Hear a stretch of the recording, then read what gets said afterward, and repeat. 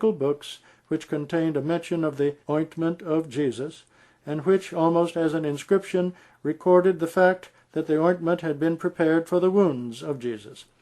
When the learned men of Islamic times, such as Thabit bin Qurrah and Hunayn bin Ishaq, who, apart from medicine, were well versed in science and philosophy, translated the Qarabajin, in which there was a mention of Mahdi Isa, they wisely retained in Arabic characters the word shaylikha, which is a Greek word, in order to perpetuate the suggestion that the book was translated from a Greek pharmaceutical work. That is why in almost every book there occurs the word shaylikha.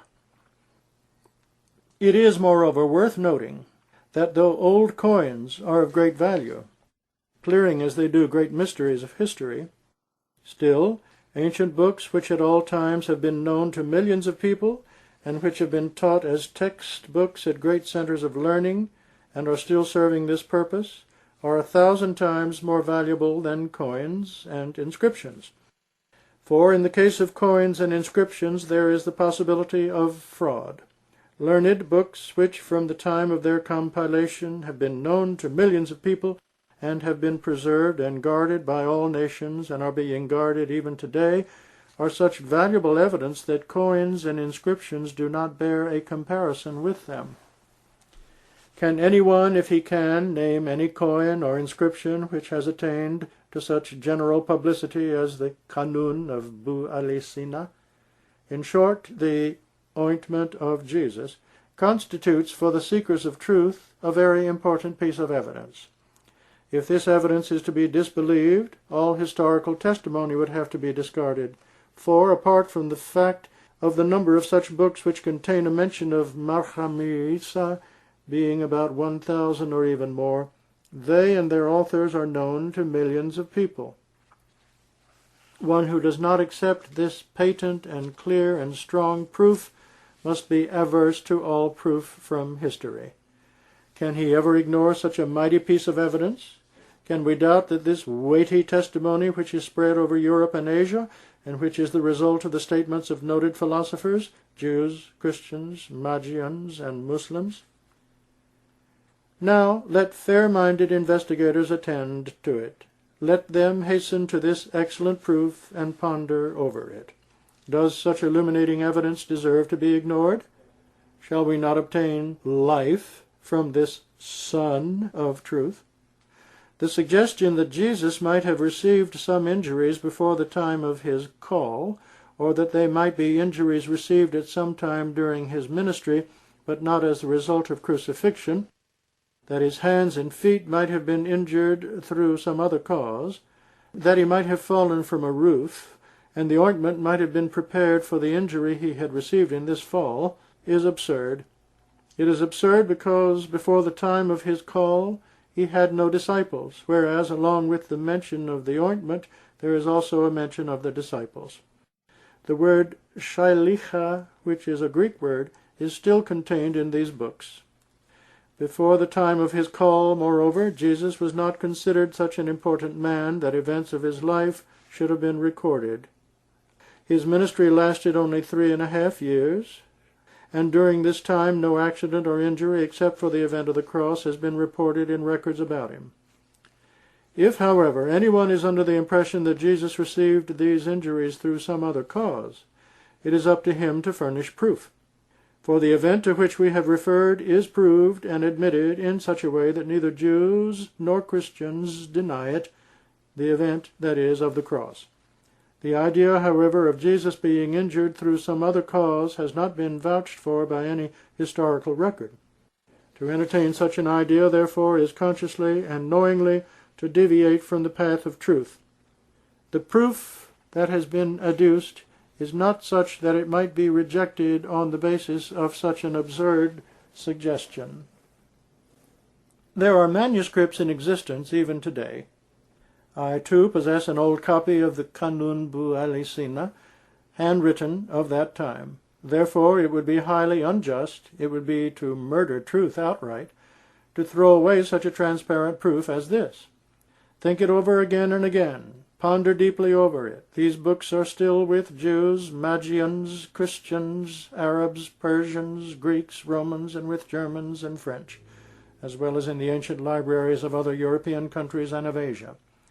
Is it proper to turn away from a proof like this, the luster of which dazzles the eye of denial?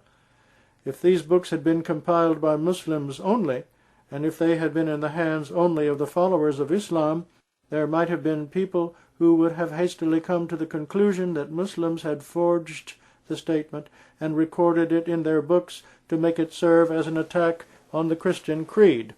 But this, apart from the reasons which I shall state shortly, is a baseless suggestion. Also on account of the fact that Muslims could never be guilty of a forgery of this kind, for, like Christians, Muslims also believe that after the event of the cross, Jesus soon ascended into heaven. Muslims, moreover, do not believe that Jesus was put on the cross at all, or that he received any injuries as a result of crucifixion. How, then, could they knowingly forge a statement contradictory of their own belief? Apart from this, Islam was not in existence in the world when these books on medicine in Latin and Greek were compiled and made current among hundreds of millions of people, which books contained the prescription of the ointment of Jesus, as well as the explanation that this ointment was prepared by the disciples for Jesus, on whom be peace. And the people, that is, Jews, Christians, Muslims, and Magians, were opposed to one another in religion. Therefore, the fact that they have mentioned this ointment in their books, or rather, the fact that they do not have regard even for their respective beliefs, is a clear proof that the preparation of the ointment was such a well-known fact that it was not denied by any community or nation.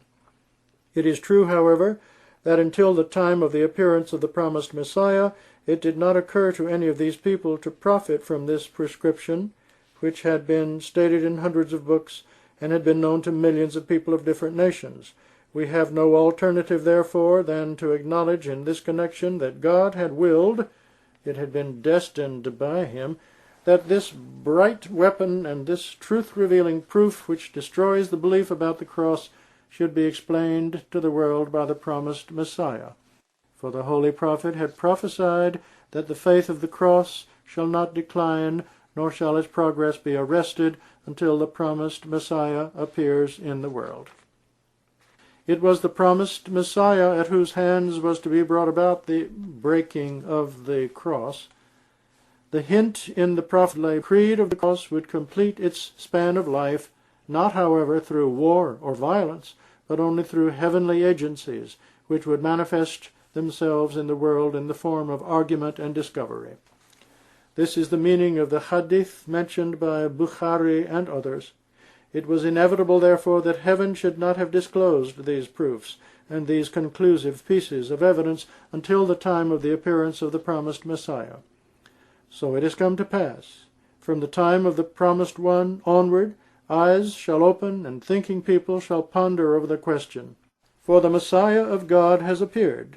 Intellects must now be sharpened, hearts must be attentive, pens wielded with vigor, and all must gird up their loins. Righteous souls would now be given understanding, and every willing person would have reason. For whatever shines in heaven brightens up the earth also. Blessed and fortunate is he who has a share of this light. As the fruit appears in season, so the light descends at its appointed time. No one can bring it down before it descends of itself, nor stop it when it descends. There must be differences and controversies. At the end, however, truth must prevail, for this is not the work of man. The Son of Man has no hand in it. It is from the God who changes the seasons, moves the times, and converts night into day and day into night. He has created darkness, but he loves the light. He lets shirk, polytheistic belief, live in the world, but he loves tawhid, or oneness of himself. He does not like his glory to be given away to anybody else. Ever since the birth of man and until man disappears from the world, the divine law has been that God supports his tawhid, or oneness,